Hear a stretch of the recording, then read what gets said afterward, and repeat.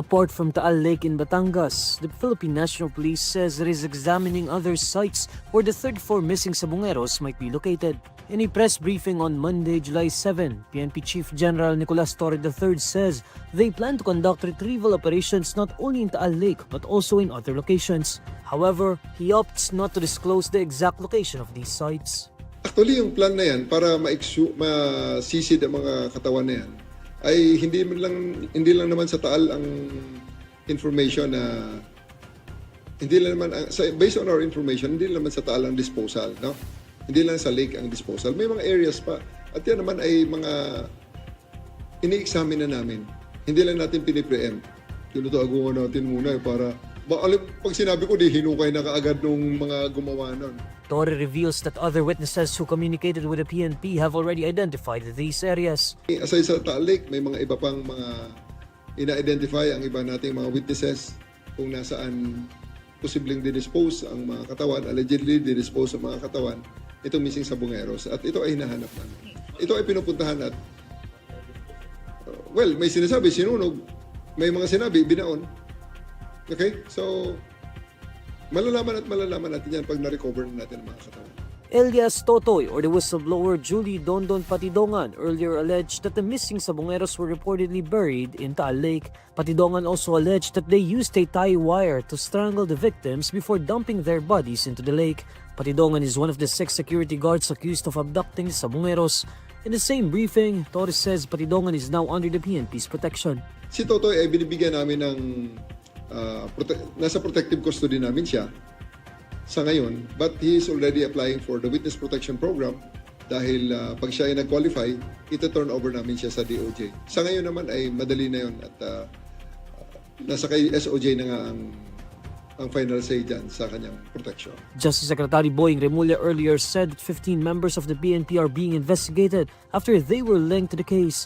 He said the cops tagged in the case are required to report to designated offices so they can no longer participate in operations. Torre confirmed the police officers are under restricted duty. The Bureau of Immigration warns that Filipinos are now being recruited and trafficked to work illegally in online gaming hubs in Pakistan. In a statement on Monday, July 7, the Bureau of Immigration says the discovery was an alarming development that marks a dangerous shift in trafficking patterns. The agency calls it an alarming new trafficking route and notes its similarity to the operations of Philippine offshore gaming operators. Immigration Commissioner Joel Anthony Viados says it is disturbing how victims are being trafficked to Pakistan for illegal online work.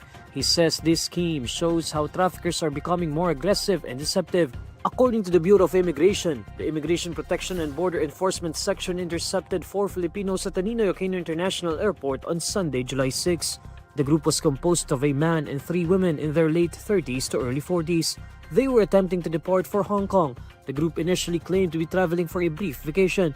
However, during a secondary inspection by authorities, the group admitted that their final destination was in Pakistan, where they would be working as cleaners and a cook in an online gaming compound.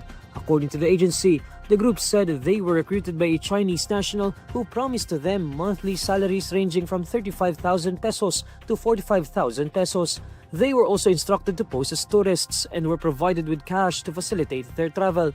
Viado describes the scheme as exploitation and abuse as the victims were promised jobs but were told to lie about their purpose of travel. He then warns those seeking to work overseas to be cautious of anyone offering too good to be true opportunities abroad. The Bureau says it already relayed its findings to the Interagency Council Against Trafficking to investigate the recruiters and facilitators behind the scheme. The palace says President Bongbong Marcos Jr. will not object to the Department of Finance's proposed tax on online gaming operators as long as it is backed by sufficient studies.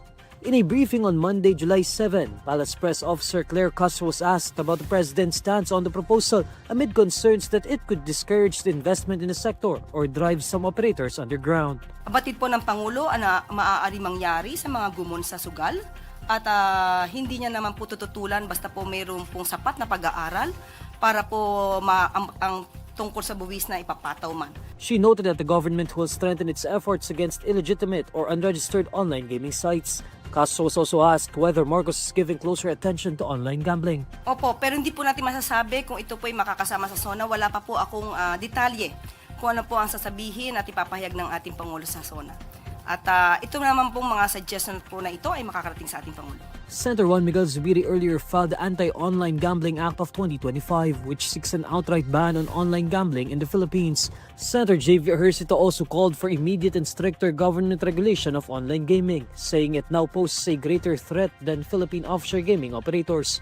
Meanwhile, Lanao del Sur's 1st District Representative Zia Alonto Adjong said he would push for a total ban on all online gambling activities, stressing that it should also be prohibited like pogos. Marcos previously ordered the ban of pogos in the Philippines in his 2024 State of the Nation address. The group supporting Senator Tito Sotto for Senate President believes the race for the position is not yet over. In a kapihan sa Senado Forum on Monday, July 7, Senator Juan Miguel Zubiri raises the possibility that one of the many blocs in the Senate could see their group, composed of himself, Sotto, and fellow Senators Ping Lacson and Loren Legarda. Zubiri says anything can happen in the 3 weeks before the opening of the 20th Congress on July 28. Yeah, Anything can still happen. still 3 I mean, weeks there's away. 2 weeks to go. Maybe one of the blocks there will see us. So we're not saying it's a done deal. Yeah. Although signature-wise, I think it is. Marami nang pumirma doon. Pero sa resolution, I think may over 13 na sila. But anything can still happen between now till 2028. So, I mean, July 28. We're not surrendering at this point in time. Zubiri is referring to a resolution supposedly expressing support for the continued leadership of incumbent Senate President Chis Escudero. However, Zubiri admits that for now, the chance of Sotto getting elected as Senate Chief is slim. Zubiri says one reason why some of his colleagues don't want to join their group is that they see Lacson as too strict. He says another reason is that many of his colleagues were already supposedly given what he describes as the best committees in the Senate. It's more of accommodation. I think many of them were given the best committees that the Senate can be offered. We want to give the committees to those who are rightfully deserving because of their qualifications. Maybe it's not saleable. It's not saleable to the members of this new 20th Congress. Zubiri also says his group will be open to support a dark horse who can protect the integrity of the Senate.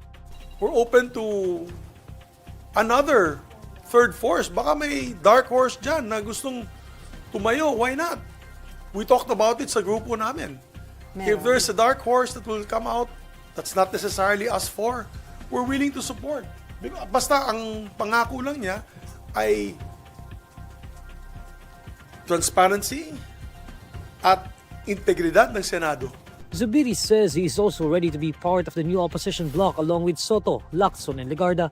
He calls their group the Veterans Bloc, but he says Lacson preferred to call it the Conscience Bloc. Zubiri adds that Senator Risa Hontiveros is most welcome to join their group.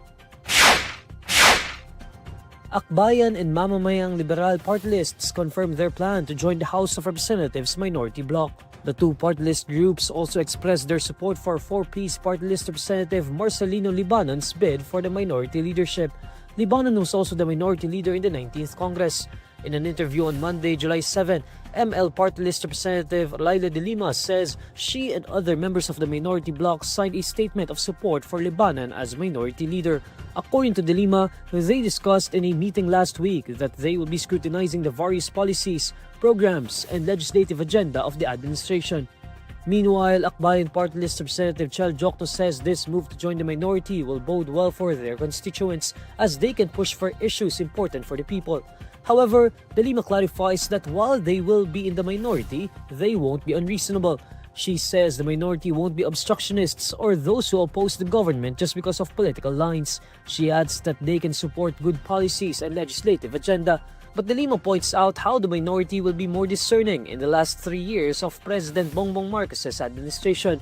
In early June, de Lima was seen attending a meeting with Libanon at his office in the Batasang Pambansa complex.